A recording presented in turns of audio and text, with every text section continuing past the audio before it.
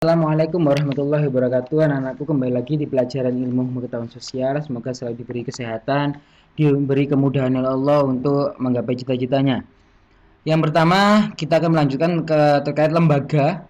Kemarin sudah lembaga keluarga, lembaga ekonomi, pendidikan. Sekarang kita menuju ke lembaga budaya.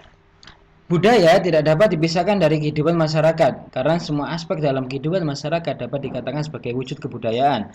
Misalnya gagasan atau pikiran manusia, aktivitas manusia, atau karya yang dihasilkan manusia. Budaya juga merupakan identitas bangsa yang harus dihormati dan dijaga dengan baik oleh para penerus bangsa. Hal ini menjadi suatu kebanggaan sekaligus satu tantangan bagi seluruh rakyat Indonesia untuk dapat mempertahankan kebudayaan lokal yang ada di tengah banyaknya pengaruh budaya asing yang dapat merusak budaya lokal.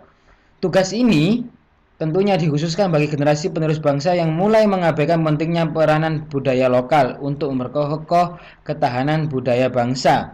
Oleh karena itu, tugas utama yang harus dilakukan adalah bagaimana mempertahankan, melestarikan, menjaga, serta mewarisi budaya lokal dengan sebaik-baiknya, agar memperkokoh budaya bangsa yang akan mengharumkan nama Indonesia. Untuk memperkokoh dan melestarikan budaya lokal sebagai warisan budaya bangsa, maka diperlukan peran lembaga-lembaga budaya yang ada di masyarakat untuk mengembangkan dan memelihara kebudayaan lokal. Sekarang kita banyak lembaga budaya, mulai ondel-ondel, terus budaya pencaksilat, jarana dan sebagainya. Itu adalah lembaga budaya yang harus dilestarikan karena itu adalah warisan dari nenek moyang. Selanjutnya adalah lembaga politik. Secara etimologi, politik berasal dari kata polis yang berarti negara atau kota. Dengan demikian, yang dimaksud dengan wilayah lembaga politik adalah negara, kekuasaan, pemerintah, kegiatan politik, dan organisasi politik. Jadi, lembaga politik pada pokok memusatkan perhatian pada sekelompok masalah yang menyangkut perjuangan kekuasaan dalam kehidupan bermasyarakat, baik berupa upaya untuk memperoleh kekuasaan maupun upaya mempertahankan kekuasaan. Jadi, lembaga politik berkaitan dengan kehidupan politik, yakni menyangkut tujuan dan keseluruhan masyarakat agar tercapai suatu ketertiban, ketentraman, keteraturan kehidupan mulai dari tingkat RT, RW sampai lingkungan yang lebih luas, yaitu bangsa dan negara. Adapun yang diatur dan dikendalikan dalam kehidupan masyarakat adalah mengenai kepentingan-kepentingan dari warga masyarakat itu sendiri, sehingga terjadi keteraturan. Untuk dapat mengatur kepentingan ini diperlukan suatu kebijakan tertentu. Dalam rangka melaksanakan kebijakan-kebijakan, orang-orang atau lembaga memerlukan kekuasaan dan wewenang.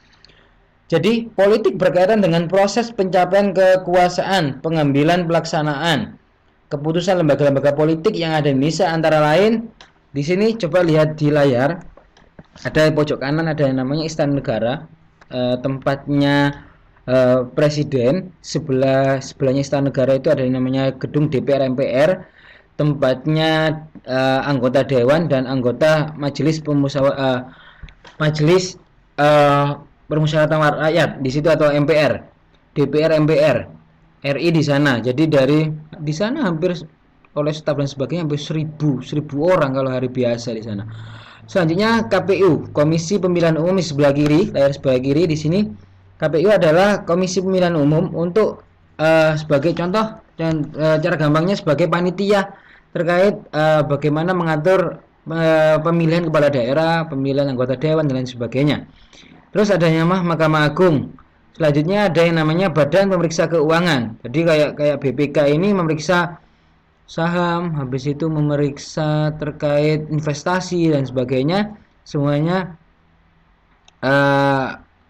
ada yang namanya OJK, Otoritas Jasa Keuangan. Ada yang namanya BPK, Badan Pemeriksa Keuangan, yaitu memeriksa bagaimana anggaran-anggaran yang ada di daerah-daerah, anggaran-anggaran yang ada di lembaga-lembaga terkait. Mungkin selanjutnya kita menuju ke lembaga hukum.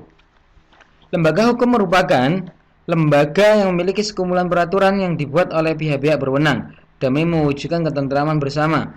Lembaga hukum memiliki beberapa pilar yang dapat memperkuat posisi lembaga hukum dan masyarakat. Pilar lembaga hukum di Indonesia antara lain polisi. jaksa, dan hakim.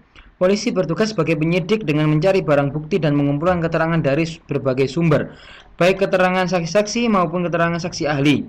Jaksa adalah seseorang yang menyampaikan dakwaan dalam proses peradilan terhadap orang yang diduga melanggar hukum. Hakim berwenang memberikan keadilan dan memutuskan perkara tertentu yang sedang dipersengketakan dalam proses peradilan. Ada yang namanya hukum pidana dan hukum perdata. Setiap pilar lembaga hukum memiliki tugas yang berbeda. Tugas tersebut dapat berjalan maksimal jika didukung oleh masyarakat. Dukungan masyarakat dapat diwujudkan dengan sikap tanggung jawab dan mematuhi peraturan yang telah ditetapkan oleh pihak berwajib. Yang sebelah kanan layarnya itu Gedung Kejaksaan Agung Republik Indonesia. Kalau sebelah kiri itu ada yang namanya Pengadilan Negeri Malang. Pengadilan ada dua, Pengadilan Agama dan Pengadilan Negeri. Kalau Pengadilan Agama terkait tentang perceraian dan sebagainya, terkait tentang agama. Terus Kepolisian Negara Republik Indonesia itu adalah foto atau gambar dari Mabes atau Markas Besar Kepolisian Republik Indonesia. Mungkin itu aja anak-anak. Ketika ada ditanyakan, bisa ditanyakan melalui grup yang sudah tersedia. Sekian dari Pak Rahman. Wallahul muwaffiq ila aqwamit thoriq. Wassalamualaikum warahmatullahi wabarakatuh.